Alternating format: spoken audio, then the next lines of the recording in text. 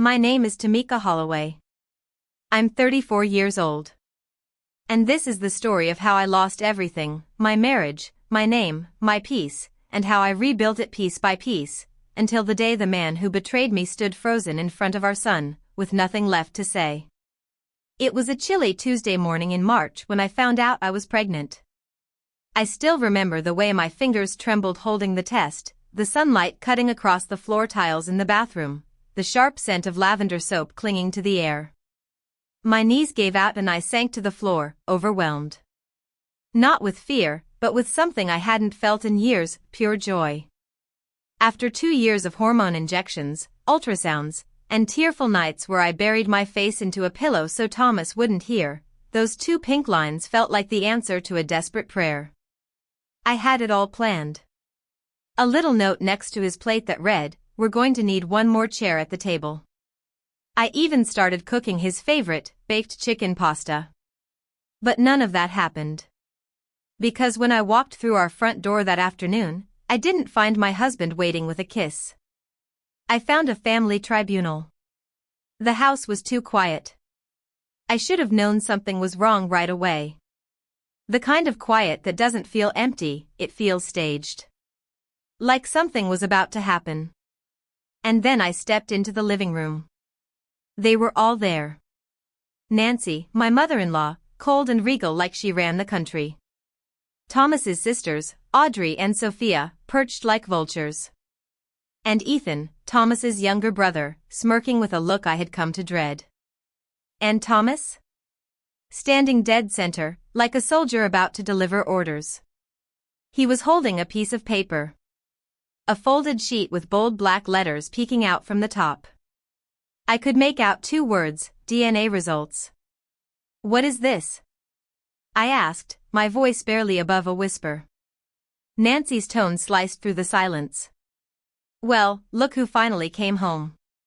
Our perfect little princess." Thomas didn't say a word. He didn't greet me. He didn't ask me to sit. He didn't notice the small wrapped box in my hand, the one with the pregnancy test inside. Instead, he let the paper fall onto the table like a gavel. "You have something to say?"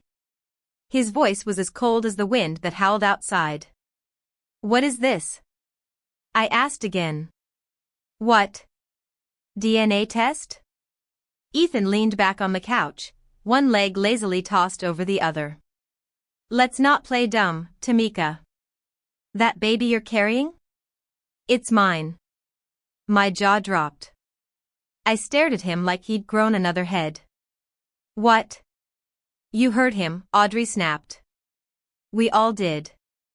I would never, I turned to Thomas, reaching out with a trembling hand. "You know me." He didn't flinch. He didn't even blink. And then, the unthinkable happened. Thomas spat on me. The warm splash hit my cheek, and time stopped. That wasn't spit. That was years of love erased. That was my husband turning into a stranger in an instant. "You're disgusting," he said. 3 words that shattered everything we ever built. I was still frozen in place when Nancy stood and slapped me. My head snapped to the side. The sting wasn't just physical, it was historical, generational. A woman staking her claim to dominance. Then chaos.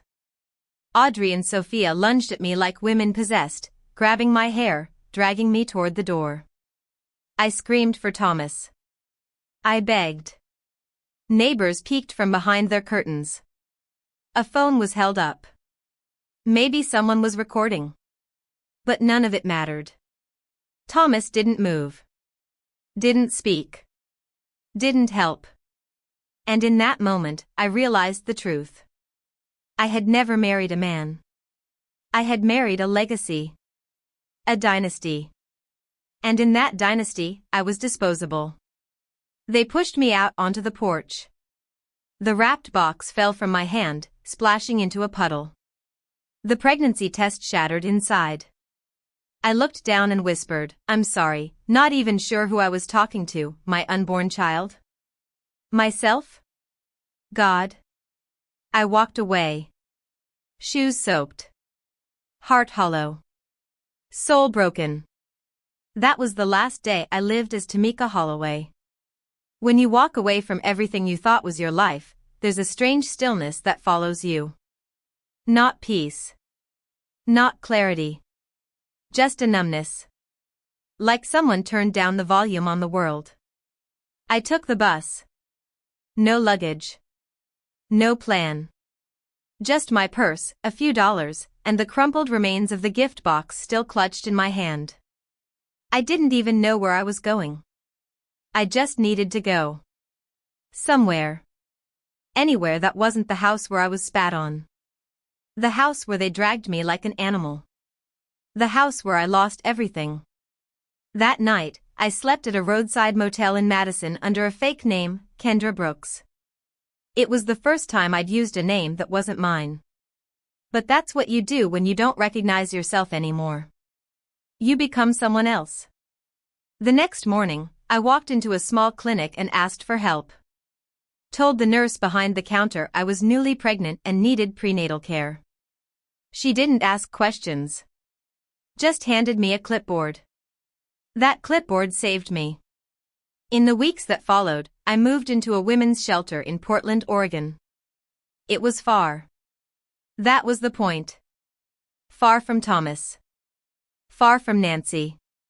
Far from Ethan and his smug, lying face. I never looked back. I deleted every account. Changed my number. Burned my journals. Even destroyed the wedding photos I'd once cherished. Olivia Gallagher died that day, and Kendra Brooks took her place. I found remote work through an old college connection, marketing for small businesses. It wasn't glamorous, but it paid enough to get a small studio apartment. I bought a second-hand crib. Painted the walls a soft shade of blue-gray. Bit by bit, I rebuilt my life. Quietly. Anonymously. And then my son was born. I named him Eli. Not short for Elijah or Elias. Just Eli. A name with no history. A name no one could twist or tarnish. He had soft curls and wide hazel eyes. He looked like Thomas. That part made my stomach turn at first. But when he held my finger for the first time, something shifted. I wasn't afraid anymore.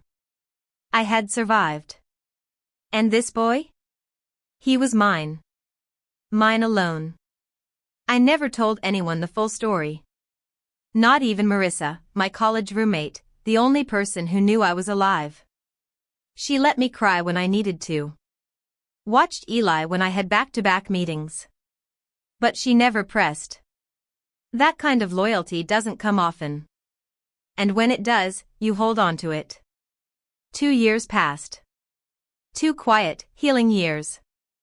Eli turned 2 with a cupcake and a single candle. He laughed when I helped him blow it out, frosting smeared across his cheeks. I took a photo and tucked it into a small keepsake box next to his hospital bracelet and the only ultrasound print I'd kept. I thought maybe, just maybe, that chapter was gone. That I could raise Eli in peace. But fate is cruel.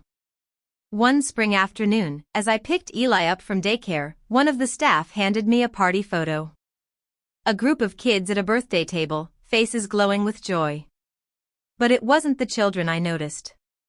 It was the background. Someone had posted the photo on their public Instagram. And Thomas had found it. I didn't know that at the time. I only found out days later when Marissa called me in a panic. "Liv, he knows," she whispered. My blood turned cold. Who? Thomas. He found that photo. He called me. I don't know how he got my number. But he knows. He said your son, he saw his face and just knew. I didn't say anything. I couldn't. The room tilted. Eli was drawing dinosaurs on the carpet, humming to himself. He cried, "Tameka," Marissa continued, her voice shaking. He was broken. Said he didn't want to disrupt your life. Just wanted to see his son. Once. Just once. I hung up. That night, I barely slept. I kept checking the locks. Holding Eli in my arms as he dozed, listening for footsteps in the hallway that never came. My body remembered the trauma even when my mind tried to forget. But deep inside, I knew the inevitable was coming. 3 days later, there was a knock at the door. I didn't need to look through the peephole. I knew. I opened it just enough to see his face through the chain lock. Thomas. He looked like he hadn't slept in weeks. His clothes hung loose. His hair was messy, not in a careless way, but in a defeated, exhausted kind of way. His eyes were sunken. Empty. Like someone who'd been chasing ghosts. Behind me, Eli giggled as he ran past in his dinosaur pajamas. Thomas saw him. And for the first time since the day he chose to believe a lie over me, I saw something crack. "That's him, isn't it?" he whispered. "That's our son." I didn't respond. I closed the door. The sound echoed like judgment through the hallway. The next day, he came again. And the day after that. On the 4th day, I found an envelope on the welcome mat. No knock.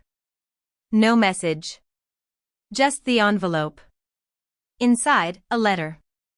It was in his handwriting. The same handwriting that used to leave little notes in my lunchbox back when love was simple. I didn't read it.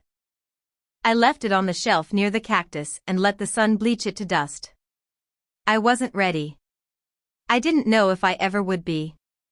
But the past had found me.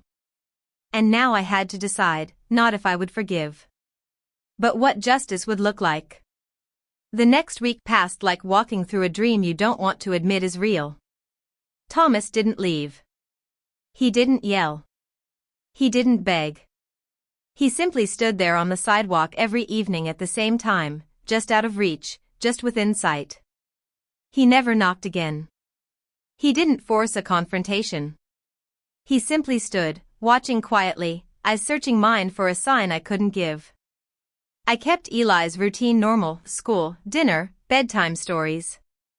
But even he started noticing. One evening, as I buttoned his pajama top, he asked, "Mommy, why does the man in the blue jacket come every day?" I didn't look up. "He's lost," I said softly. "He thinks we're someone else." Eli nodded like he understood. But kids are sharper than we give them credit for. The next afternoon, I found a crayon drawing tucked into his backpack, 3 people. A woman with curly hair, a little boy, and a man with a sad face standing nearby. It wasn't what he drew that got me. It was what he wrote. "The man is waiting." That night, I sat on the balcony long after Eli had fallen asleep, sipping cold tea, staring at nothing. I didn't want Thomas back. I didn't want apologies. But I couldn't ignore the hollow ache that had formed when I saw him looking at Eli, not with suspicion, but with awe. Regret.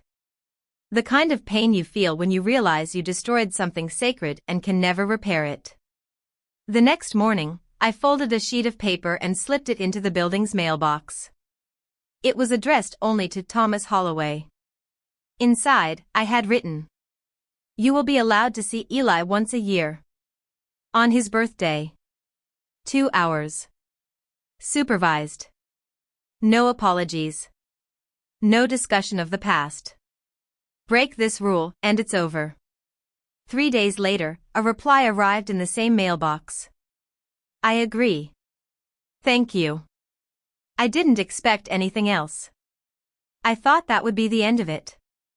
But pain has a way of echoing across time, louder than you expect. 2 weeks later, on a crisp October morning, the doorbell rang. When I checked the peephole, my body went cold. It was Nancy. Behind her stood Audrey and Sophia, each of them holding something, letters, boxes, a stuffed bear. They looked nothing like the women who had once dragged me through the front door by my hair. Their eyes were red. Their posture uncertain. Nancy clutched a white blanket in trembling hands. I didn't open the door. Instead, I stood silently behind it, just listening. Nancy's voice cracked. Olivia, Tameka, please. If you're in there, just hear me out. I didn't move. We were wrong, she said. So wrong. And we know we can't fix it. But we had to come. Just to say it. Audrey spoke next. We brought letters, gifts for Eli. We don't expect anything. Just wanted you to know we finally understand. Her voice broke. Still, I didn't move. They stood there for a minute longer. Then I slipped a note under the door. It was short. Only one line. You humiliated me in public. Now learn to regret it in silence. I heard someone gasp. Then came the soft thud of the gift bag being set down. And then silence again. They came back 3 more times over the next few weeks. Each time with something, flowers, recorded apologies, long letters written in shaky handwriting. I never opened the door. I gave everything to Marissa to handle. One day, Marissa handed me a letter that made her hesitate. This one's different, she said, placing it on the table. It was written on old letterhead from a mental wellness center in Iowa. Nancy's words were fragile, scattered, and almost painful to read. I've spent 6 weeks in therapy, she wrote, just to learn how to admit I was wrong. Not because I expect forgiveness. But because I can't live with what I did. What I said. How I treated you. I folded it up and placed it in a drawer. That's where it stayed. No reply. Not out of hate. But because forgiveness wasn't the point anymore. Later that week, I met with an attorney, Martha Lell. A seasoned woman in her 50s who specialized in custody rights, especially for mothers who had been emotionally abused or falsely accused. I sat in her office, hands folded tightly in my lap, and told her everything. When I got to the part about Thomas spitting in my face in front of his family, she stopped writing and looked at me for the first time. We'll build a legal firewall, she said. You don't owe him access to this child. I nodded. Can I make it so he has no legal rights to Eli? She tilted her head. Was he listed on the birth certificate? No, I replied. Her voice firmed. Then yes. You absolutely can. 7 weeks later, a judge approved the petition. From that day on, any request to see Eli would have to go through a monitored third party, at a specific location, on a specific date. Thomas didn't object. Not once.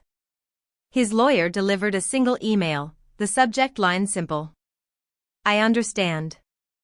And for the first time in 2.5 years, I slept through the night without waking from a nightmare. Without hearing someone knocking at my door. Without feeling the weight of the past pressing on my chest. Eli's next birthday came. And at exactly 2 p.m., Thomas arrived at the designated playroom. He brought a wooden train set. Sat on the floor with Eli. Didn't ask questions. Didn't bring up the past. Eli didn't call him Dad. He called him Mr. Thomas. And Thomas accepted it without protest. That was the new world. My world. The one I built with fire in my belly and steel in my spine. But this story wasn't just mine anymore. It was Eli's. And I'd protect it with everything I had left. Time, it turns out, doesn't heal everything. It just gives you space to build a new version of yourself around the wounds. Some scars stay, no matter how many years pass. But I learned something in those years: silence is a form of strength. And boundaries, real, hard, cold boundaries, can be a form of love. Not for them. For yourself. Eli turned for the next spring. We celebrated with cupcakes and a dinosaur-themed party in the community park. Marissa helped me set up. A few kids from Eli's daycare came, and their parents brought folding chairs and laughter. The sun was out. The sky was clear. It was perfect. At exactly 2 p.m., Thomas arrived, holding a wrapped gift and wearing a soft blue shirt. He knelt beside Eli and handed him the package, wooden blocks this time, each carved with letters spelling Eli's world.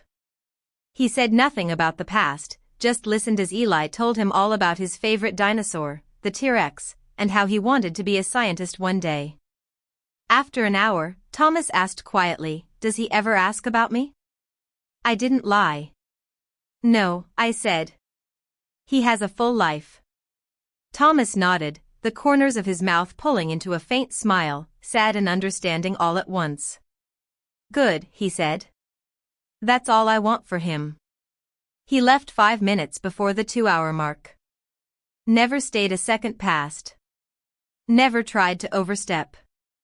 But I could feel the ache he carried in his chest like a stone tied to his ribs. And I didn't pity him for it. I didn't hate him either. I had simply outgrown him. Around that time, Marissa and I started a small support group called Quiet Roots. It began as a space for women like me, women whose reputations had been shattered by lies, who had been abandoned by the very people meant to protect them. We held weekly gatherings in her living room, sipping tea, sharing stories, passing tissues back and forth like sacred relics. A woman named Shonda came after her husband spread a rumor that she had cheated, just so he could leave the marriage without paying support. A schoolteacher named Elise was forced to resign after a group of parents falsified claims against her because she gave their kids low grades. Each story chipped away at me. But they also built something: resilience, clarity, purpose. I taught them how to scrub their digital footprints, how to lock down documents, how to prepare for custody hearings. I showed them what Martha Lell had taught me: survival isn't enough.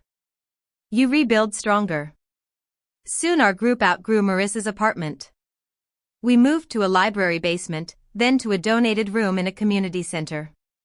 We added workshops, legal aid clinics, therapy referrals. Women showed up, one by one, and found a place where they weren't shamed for being discarded. They were honored for surviving it. One evening, as I sorted through handouts for our next meeting, Marissa looked at me and said, "You know what you've done, right?" I glanced up. "You turned pain into a platform." Not everyone can do that. I didn't answer right away. I just stared out the window, where the sky had turned soft with dusk. "It's not for me," I finally said. "It's for every woman who didn't get to tell her side." And in that moment, I realized something else. I had found peace, not in isolation, not in revenge, but in quiet impact. My silence wasn't weakness. It was a choice. I never spoke to Nancy again. But every year, on Eli's first day of school, a bouquet of lavender appeared on my doorstep with no note. Just the flowers. She never knocked. Never called. Just left them. Sophia went back to school. Audrey quit her job in PR and joined a nonprofit that supported women recovering from emotional abuse. I read about it in a local paper someone sent me. They didn't contact me. I didn't reach out either. I didn't need their healing to validate mine. Ethan, the man who set my entire world on fire with one monstrous lie, vanished from public life completely. One of Marissa's lawyer friends told us he lived in a cheap room in southern Colorado now, delivering packages by the hour. No job history. No family. No friends. Just a shell of a man who whispered in the dark to people who no longer cared. I never sent him another letter. Just one line, once, through a friend of a friend. "You destroyed a woman and created a mother. My child will never know your name." That was enough. I didn't need to see him broken. I needed him irrelevant. And that's exactly what he became. That fall, Eli came home with a drawing he made in school. It was of 3 people, him, me, and Marissa. Each one holding hands under a yellow sun with the words "My family is strong" written in crayon across the top. I taped it to the fridge, right above a photo of him grinning with frosting on his cheeks. The past no longer haunted that kitchen. It wasn't a battlefield. It was a sanctuary. And finally, after everything I'd endured, I felt free. I didn't realize how much I had changed until I heard myself laugh again. Not the polite chuckle you give at work or in small talk, but a full, uninhibited laugh. It slipped out one afternoon when Eli told me a joke about a dinosaur with a lisp. It wasn't even that funny. But his delivery, so serious, so proud, had me doubled over on the kitchen floor while he grinned like he'd just saved the world. That laugh didn't belong to the woman who had once cried on a motel floor with nothing but a shattered pregnancy test and a broken heart. It belonged to someone new. Someone I had built from the rubble. And yet, echoes of the past still found their way in. It was Eli's 5th birthday. We held it in the park again, balloons, cupcakes, and a magician this time. He wore a red cape and kept announcing himself as Dr. Eli the Brave.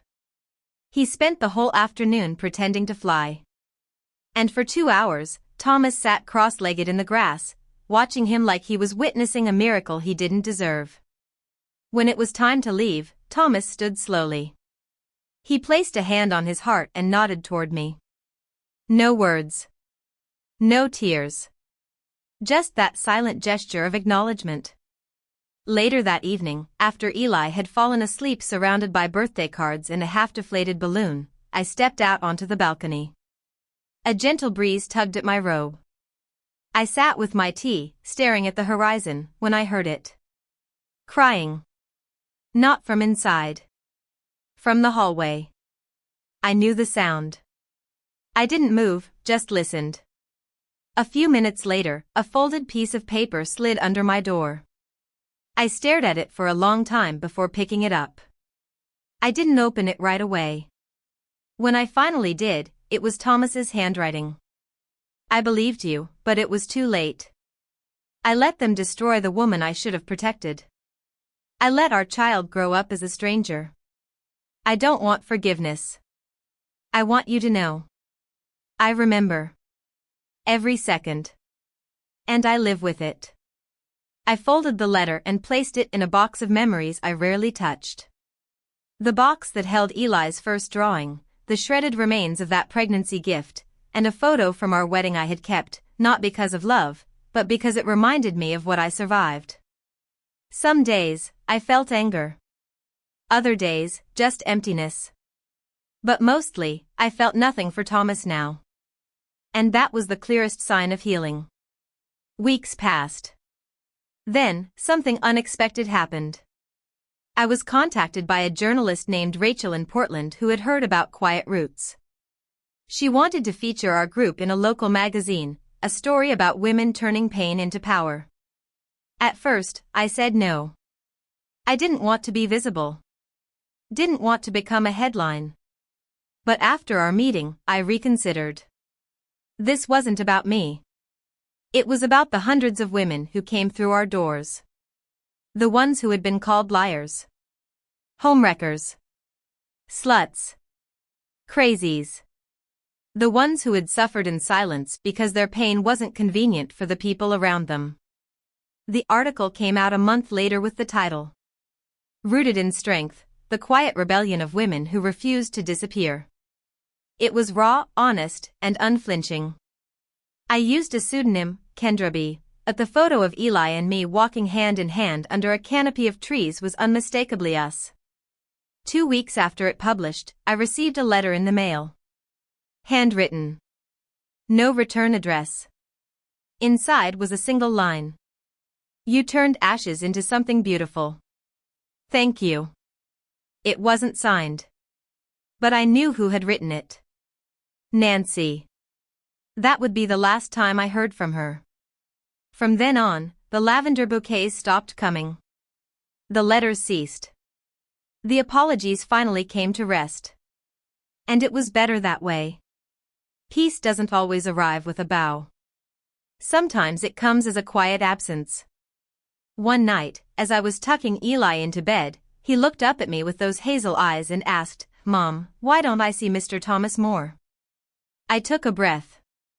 "He made some big mistakes when you were little," I said gently. "And part of loving someone is protecting them from things that might hurt them again." He nodded slowly, then rolled over to hug his stuffed stegosaurus. I'm glad I have you, he mumbled into the pillow. I sat there, brushing a curl from his forehead, and whispered, I'm glad I have you, too. Because I did. I had my son. My truth. My life. Everything they tried to destroy had become the foundation of something stronger. And I hadn't just survived. I had risen. There's a moment, after years of pain, when you realize you don't owe the past your attention anymore. It can call. It can whisper. It can even show up at your door. But you don't have to answer. You can stand on your own front porch, barefoot with a cup of coffee, and simply let it pass by. That moment came for me a few months after Eli's birthday. It was an ordinary Saturday. I was on the balcony watering my lavender pots, humming along to some old soul track on the radio. Eli was inside drawing pictures for his friend's upcoming sleepover. The sunlight danced across the floorboards, and everything felt settled. Until I saw a figure walking down the sidewalk. Not Thomas. Ethan. I froze. He wasn't the same man who once smirked at me in my kitchen while making veiled threats. His shoulders were hunched. His clothes hung off him. There was no swagger. No malice. Just emptiness. He didn't look up at my window. Didn't glance around. He simply walked past the building, dragging a suitcase behind him, then turned the corner and vanished. Marissa called me that evening. You won't believe who just showed up at the community center. I didn't need her to say it. Did he say anything? He asked where he could find you. And? I told him you don't live here. Then I told him to leave. I exhaled slowly. Thanks. She paused. He looked hollow, Tameka. Like someone who finally realized what he did, but too late to undo any of it. Let him live with it, I said. That's more justice than I ever could deliver. Because that's the thing about people like Ethan, they think consequences are courtroom verdicts. But the real punishment? It's being forgotten. It's knowing the world kept turning without them. That the person they tried to destroy built something better from the ruins. I never heard from Ethan again. But that night, I wrote a letter I never sent. I folded it, sealed it, and tucked it inside the keepsake box next to Eli's drawings and old photos. You destroyed a marriage. You erased my name. You buried me under lies. But from the ashes, a mother rose. A woman who will never need to speak your name aloud again. You're not worth the breath. The next day, I got a call from our lawyer, Martha Lell. I just wanted you to know, she said, you've officially been cleared of all historical contact liability with the Holloway family. Legally, they can't reach out again unless initiated by you. I didn't reply right away. I just looked at Eli playing on the rug, his arms out like airplane wings, spinning in circles, laughing to himself. I never thought I'd get here, I finally said. That's because you climbed, Tameka, Martha replied. One day, they're going to tell stories about women like you. Just make sure you're the one writing the ending. That same afternoon, I received an invitation from a national women's advocacy group. They'd read the article about Quiet Roots and wanted to sponsor a segment in their spring conference. They offered to fly me and Marissa out to speak. We said yes. The conference was held in a bright hall overlooking a bay, with rows of women from every walk of life, young, old, corporate, blue-collar, mothers, survivors, and sisters all bound by shared experience. When it was my turn to speak, I walked to the podium with steady legs and a clear mind. I was once thrown out of my own home, I began, accused of something I never did, by people who never cared to ask if it was true. I didn't fight back in the moment. I disappeared. And in that disappearance, I discovered something they never expected, myself. There wasn't a dry eye in the room when I finished. Afterward, a woman approached me with a trembling smile. Your story saved me, she whispered. I was weeks from giving up. Then I heard your words. Now I know. I can start over. That's when I realized my story was no longer about what they did to me. It was about what I did in response. Not with rage, but with resolve. That night, Marissa and I sat on the hotel balcony, sipping tea and watching the ocean shimmer in the moonlight. She nudged me with her elbow. You ever going to tell Eli the whole truth? I thought about it. Then shook my head slowly. One day, maybe. When he's older. When he can understand. But right now, he doesn't need the weight of it. You're right, she said, smiling. He only needs to see what strength looks like. That night, as I lay in bed in a quiet hotel room hundreds of miles from where my story began, I held my phone and opened the photo gallery. The last picture was of Eli in his birthday crown, holding a toy train, with the words "My life is good" scribbled on the whiteboard behind him. I stared at it for a long time. Then I closed my eyes. And I slept like I hadn't in years. They say time doesn't rewind, only reveals. That the longer you walk forward, the clearer the past becomes, not because it changes, but because you do. 5 years ago, I was dragged from my home, spat on, accused, shamed. Pregnant, abandoned, left to rebuild from nothing. Today, I stood at the edge of a small stage in our community center, watching as Eli, now 6, bright-eyed and full of boundless energy, held up a certificate from his reading program. He looked out over the room and smiled so wide it made my heart ache. I want to thank my mom, he said into the mic. She reads me dinosaur stories, even when she's tired. And she makes the best pancakes. The room laughed and clapped, but I blinked back tears.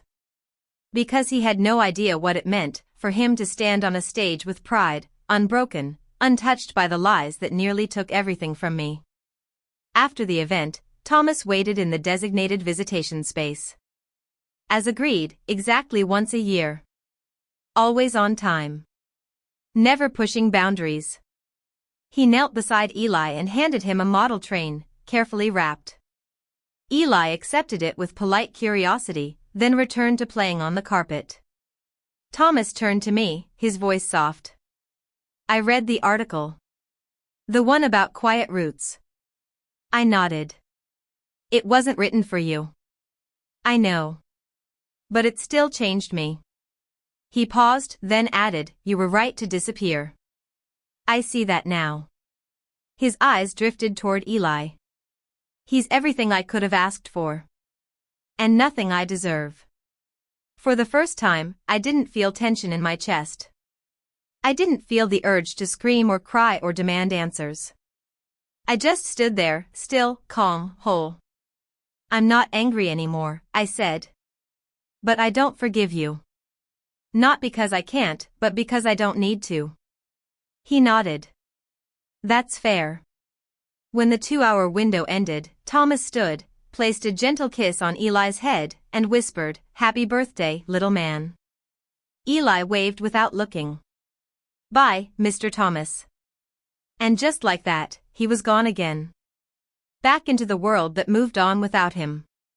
Later that night, after Eli was asleep, I took out the keepsake box. I hadn't opened it in a long time. Inside were folded letters, a hospital bracelet, a single ultrasound photo, and that one broken ribbon from the pregnancy gift I never got to give. At the very bottom was the letter from Thomas the first had never answered. I unfolded it. If love is protection, then I failed you in the worst way. I watched them destroy you and said nothing. I will never ask to be forgiven. I only want you to know, I was wrong. And I live with that. I lit a match. Held the letter over the kitchen sink. And watched it curl into ash. That was the last thread. The final echo. Burned and gone. The next morning, Eli ran into the kitchen holding a new drawing. This one was of 3 people again. Me, him, and Marissa. Underneath, he'd written, My family is strong. My mom is brave. I hugged him tightly. Can I bring this to school? He asked. Of course, I said, kissing the top of his head. Tell your teacher it's a story about real heroes. Because it was. And not the kind with capes or magical powers. The kind who survive. Who rise. Who choose peace, even when the world handed them rage. Sometimes, forgiveness isn't the gift. It's the silence that follows your healing. It's the door you never open again. The name you never speak. The peace you claim without anyone's permission. Tameka's story isn't just about betrayal. It's about dignity reclaimed, a life rebuilt, and a child raised without the shadows of the past. Would you have forgiven if you were in her shoes? Or would you have chosen silence too? Share your thoughts in the comments. And don't forget to subscribe to Revenge Echoes, where true stories rise from ashes, louder, prouder, and stronger than before.